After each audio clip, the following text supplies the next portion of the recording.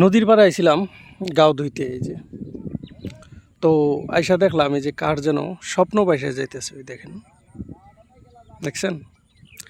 এটা শুধু গরুর খামারিরাই বুঝবো যে এটা কোন ধরনের স্বপ্ন আসলে।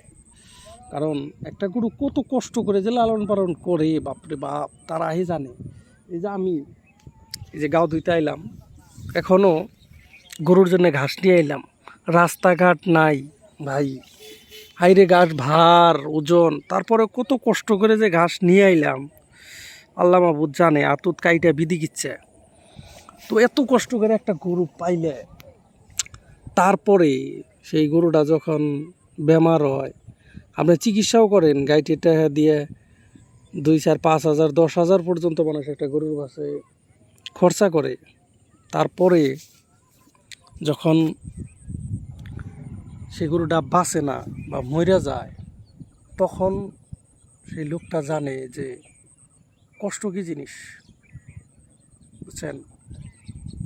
তো এই হচ্ছে কৃষকের অবস্থা। যারা যারা গরু পালতে চান, এই রিস্কটা মাথায় নিয়ে তারপরেই এই ফিল্ডে আসবেন, বুঝছেন?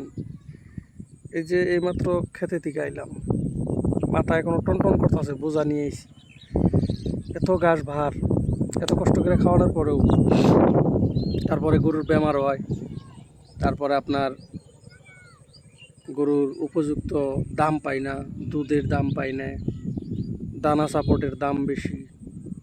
তো এই এই এই ধরনের সমস্যা যদি আপনি সমাধান করতে পারেন, তাহলে অবশ্যই আসতে পারেন এই ফিল্ডে।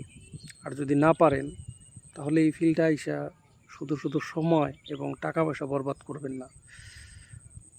আমি কাউকে নিরুৎসাহিত করি না কখনো, এমনি উৎসাহী করি। আপনি উদ্যোক্তা হন, আপনি কারো আন্ডারে চাকর কেন হইবেন? চাকরিজীবী হইতে যে চাকর কেন হইবেন? আপনি উদ্যোক্তা হন, মালিক হন, তবে বি স্ট্রং, বি কেয়ারফুল। কারণ রিস্ক কখনো কইয়া আসবে না আপনার কাছে। রাত্রে ভালো করে বাইন্দা থাকবেন, সকালে ওইটাও দেখতে পারেন যে গরু মরে রয়েছে। এরকম কন্ডিশনও হয়, আমাদের গ্রামে হয়েছে। এই যে দেখলেন, কালকেও একটা গরু ভাসাইয়া দিলাম, আজকে একটা বাইসা গেছে। নদীর পাড় আসলেই দেখা যায় কি পরিমাণ গরু মরা বাইসাতে যেতেছে, অনেকে মাটির তুলে ডাবায়াত হয়। তো এইরকম হইতেছে কন্ডিশন। ঠিক আছে ভাই, সবাই ভালো থাকবেন। আর ভিডিওগুলো ভালো লাগলে একটু লাইক করবেন, আর এবং আপনার মতামত শেয়ার করবেন কমেন্ট বক্সে, অনুরোধ রইল।